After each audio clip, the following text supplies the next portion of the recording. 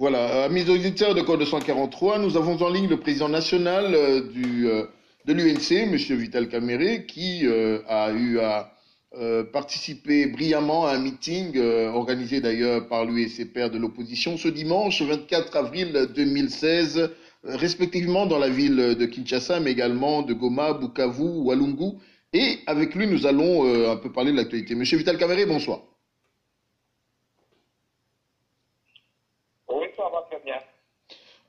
Dites-nous l'actualité pour l'heure un peu dominée avec la disparition de l'artiste Papa Wemba. Quelle est votre opinion à ce sujet?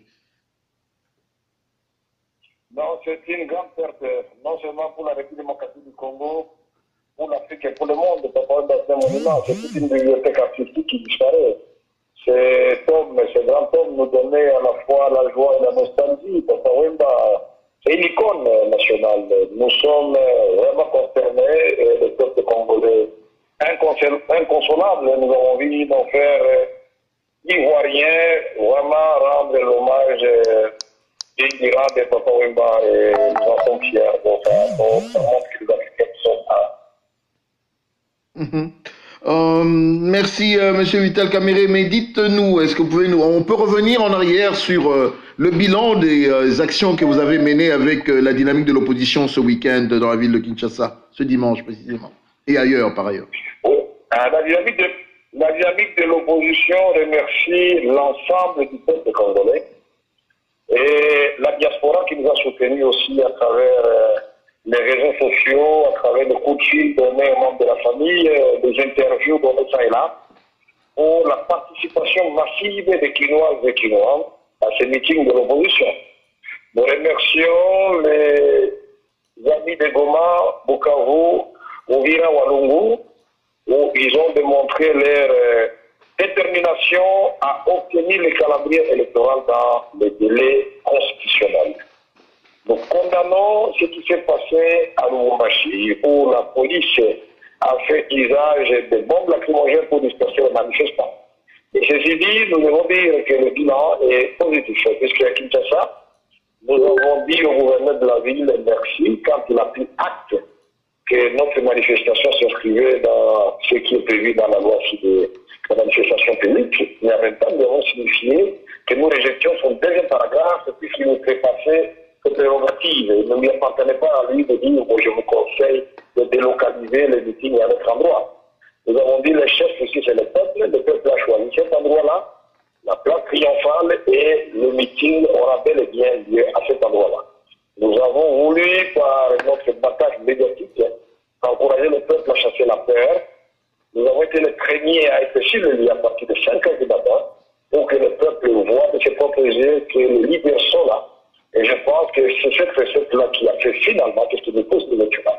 Tous les leaders de l'opposition, ce qui a fait que le peuple a compris finalement que ces leaders commencent à changer les formules. Ils viennent dès le premier et nous venons derrière eux. C'est une très bonne chose que ça nous constitue un garde-fou pour nos militants et nos militantes. La police est venue à 4h30 du matin avec des camions et avec des gens en tenue de sport. Et c'était des policiers qui ont occupé le terrain. Mais le terrain est tellement grand qu'on ne peut pas l'occuper tous. Ils ont organisé 3 rencontres simultanées. Nous avons demandé à nos militants de ne pas déranger la police, mais de venir nombreux. Ils sont venus nombreux. Et moi, les chiens du FONUS jusqu'à de l'autre côté de la ville de l'enseignement et jusqu'en face du stade de Martyr. Donc il y avait un monde. Je ne saurais pas vous donner le bilan, mais c'est des milliers de gens qui ont répondu. Le plus important, c'est que chaque leader a donné le même message. Faire monter la pression sur Kabila et sur la CENI pour obtenir les élections dans les délais constitutionnels. Dire au peuple que les actions seront programmées jusqu'au 20 septembre prochain, date constitutionnelle de la convocation du scrutin présidentiel, pour que ça soit la date où nous allons dire finalement, si Kabila ne veut pas entendre raison, ou rester dans la Constitution, dire finalement que nous avons fait de la force, voilà, c'est-à-dire passer par l'article 64, marcher dans la vie. À propos de marcher dans la rue, l'on nous a appris que quelques membres de votre parti ont été enlevés ce week-end. Est-ce que vous pouvez nous confirmer l'information et nous donner des nouvelles, à savoir si vous les avez pu les retrouver, ainsi que leur nom, si possible? Oui, en effet, on a arrêté Papa Légué de Nembayo, Kamanda, il est secrétaire national adjoint aux relations extérieures, il est mon conseiller personnel aussi. On a arrêté Mouchipaï Jean Senda, qui est interfédéral adjoint de la ville de Kinshasa, chargé de la sécurité, IMC toujours. Et puis on a arrêté Lubamba Apollinaire, qui est aussi membre de la Fédération des jeunes de la ville de Kinshasa. Donc il y a 3 membres, effectivement, de l'UMC qui ont été arrêtés, et c'est uniquement les membres de l'UMC contre toutes les manifestations qu'on arrête, soit la vie, soit le jour de la manifestation.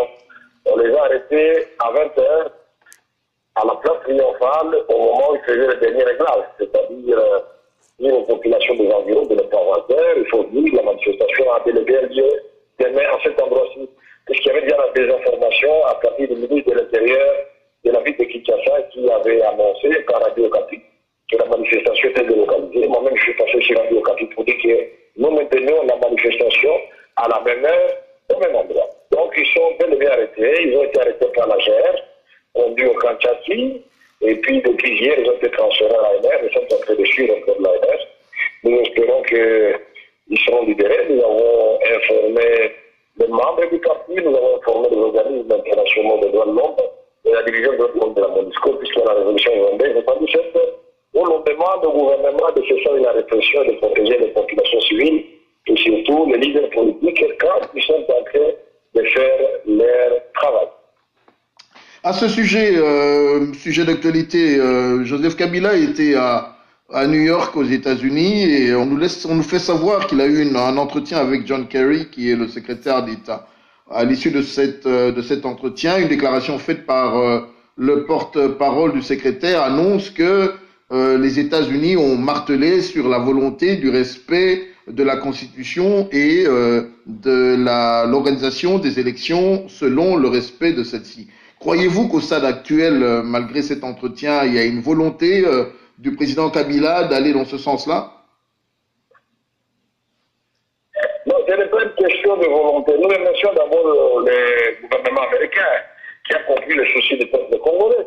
Quand on demande à un président de la République de respecter la constitution de son pays, donc il est lui-même garant. L'article 74 est clair. Moi, Joseph Kabila, président de la République démocratique du Congo, devant Dieu et la nation, c'est-à-dire Dieu, la nation, c'est-à-dire les morts et les vivants, je jure d'observer et de faire respecter la Constitution et les lois de la République démocratique du Congo. Mais c'est très bien que s'il ne le fait pas, il tombe sous le coup de la haute trahison. Alors moi, je ne pense pas que ça devait être un problème. Et on ne devait même pas recourir aux États-Unis ou attendre que les États-Unis puissent nous le rappeler. C'est notre devoir et le devoir du gouvernement de la CENI dans les élections. Mais il n'y a pas question d'attendre la volonté. La volonté de ne pas faire les élections dans le chef du président Kabila de la CENI est établie. C'est-à-dire le problème que nous avons pour le moment, ce n'est pas un problème d'un manque de moyens. Ce n'est pas un problème de manque de temps. C'est un problème d'absence de volonté politique. Il est clair que le président Kabila ne veut pas que les élections s'organisent maintenant. Il est clair que le président Kabila ne veut pas faire la remise et reprise le 20 décembre 2016. Mais qu'allons-nous faire? Croiser les bras, voilà pourquoi nous avons organisé le grand meeting de 24 avril, mais ça c'est un avant-goût. Mais nous avons dit que la pression va monter jusqu'au 1 septembre 2016. Et Kabila entendra raison, faites-moi confiance, puisqu'il n'y a aucune arme qui peut vaincre un peuple déterminé à prendre son destin entre ses mains. Dans le respect de la Constitution et de loi de la République. N'oubliez pas, je l'ai rappelé tout à l'heure que cette Constitution, dans son article 64, donne le pouvoir au peuple de recourir à tous les moyens pour empêcher un individu ou groupe d'individus d'exercer le pouvoir en violation de la Constitution ou de chaque appareil de pouvoir. Donc cette Constitution protège Kabila contre les mal, c'est-à-dire qu'il ne faut pas qu'il viole la Constitution, mais en même temps, ça les protège aussi des coups d'État éventuels. Même ceux qui voudraient faire des coups d'État, ils sont frappés par l'article 64. Il faut qu'ils lisent cet article dans ce défacette. Voilà, donc cette Constitution, nous l'avons rédigée nous-mêmes, nous l'avons acceptée, c'est un compromis de San City. On a forcé personne à signer l'accord global inclusif. Cette Constitution a été promulguée par le président Kabila, donc une coïncidence heureuse. Donc c'est lui qui a enfanté avec nous autres cette Constitution.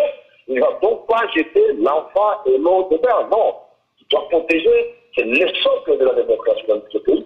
C'est le socle de la refondation de l'État. Et je pense que le président Kabila, avec un minimum de pression populaire, peut faire comme le maréchal Mobutu en 1990, sous la pression de l'Union sacrée de l'opposition et alliée, conduite à l'époque par le président Tshisekedi.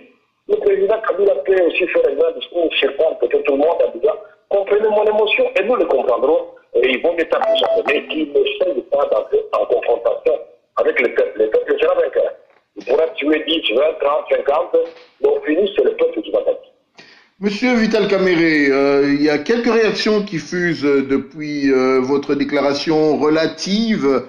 En fait, ce conseil que vous donnez à votre aîné, le président Étienne Tshisekedi de l'UDPS, est-ce que cette mise en garde, est-ce que vous pouvez vous donner un peu plus de détails? Que craignez-vous finalement avec ce dialogue pour lequel l'UDPS ne cesse de revenir? Donc, vous savez, pour moi, Étienne Tshisekedi, c'est notre héros vivant en ce qui concerne la démocratie. Et pour les jeunes au monde, moi, je peux accepter qu'un groupe d'individus qui recherchent leur propre positionnement puisse l'entraîner dans une nasse, dans un piège qui est visible. Alors, donc, ils doivent pouvoir nous dire maintenant et tout de suite, est-ce qu'ils sont rassurés que Kabila, en demandant à la majorité présidentielle d'aller déposer une requête d'interprétation de l'article 70, et que vous rassurez que Kabila ne cherche pas à ce que la Cour constitutionnelle, comme nous connaissons déjà la tendance, que vous rassurez que cette Cour peut dire non, l'article 70 c'est clair, Kabila va partir effectivement le 20 décembre 2016 et le 19 décembre 2016 son mandat prend fin. Et que cet article, il faut l'interpréter avec l'article 73. Ça signifie quoi? Quand le président est élu, le nouveau, Kabila reste en fonction à partir du 27 novembre 2016 jusqu'au 20 décembre de la même année, c'est-à-dire...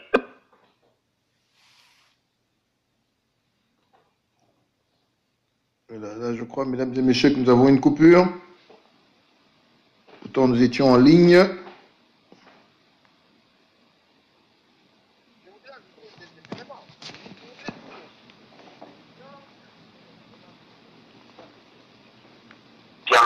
Que moi-même, je ne l'ai pas encore entendu donner son verdict, mais nous sommes quand même inquiets. On peut prévenir que guérir. C'est pourquoi moi qui l'aime, je donne ce conseil avant qu'on ne l'entraîne dans une bêtise, qu'ils ne disent pas que vous tous, les enfants, vous saviez que c'était mauvais, pourquoi vous m'avez laissé aller là-bas. Moi, je préfère lui dire que lui, c'est un grand monsieur. Il va respecter sa parole, ça c'est certain. Mais est-ce qu'il est sûr que de l'autre côté, ils vont respecter ce qu'ils auront convenu? Est-ce qu'ils sont sûrs?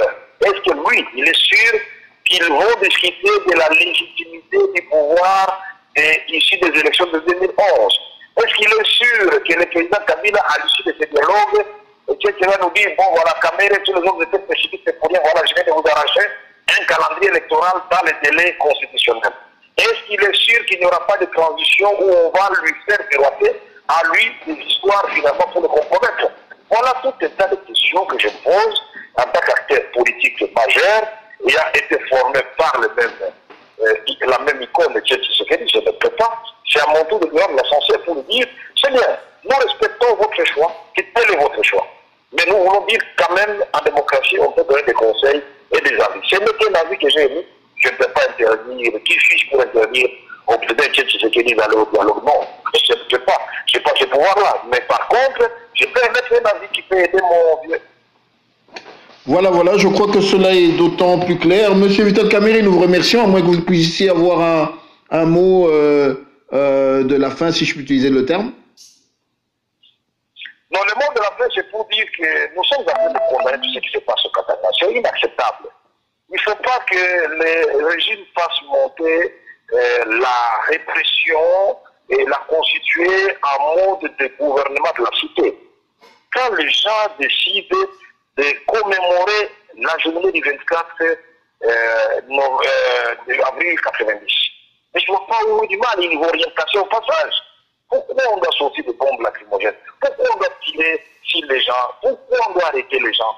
Nous pensons que nous avons besoin de nous réconcilier entre nous, mais chacun en gardant son identité.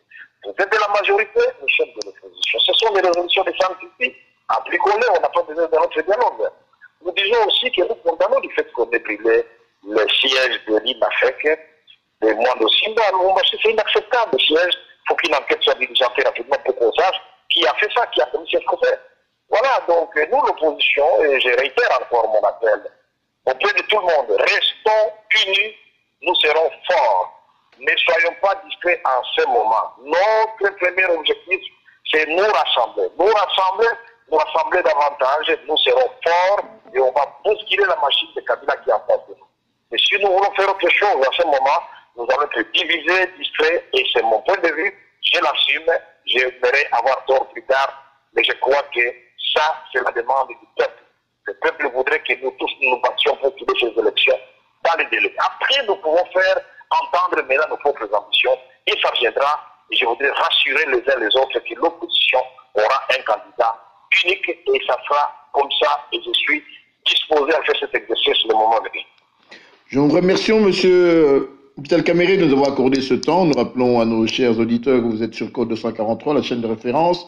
Comme nous le disons, c'est sur le code 243, nulle part ailleurs, et également sur le réseau des médias congolais. Encore une fois, merci, bonne audition et à très bientôt. Au revoir.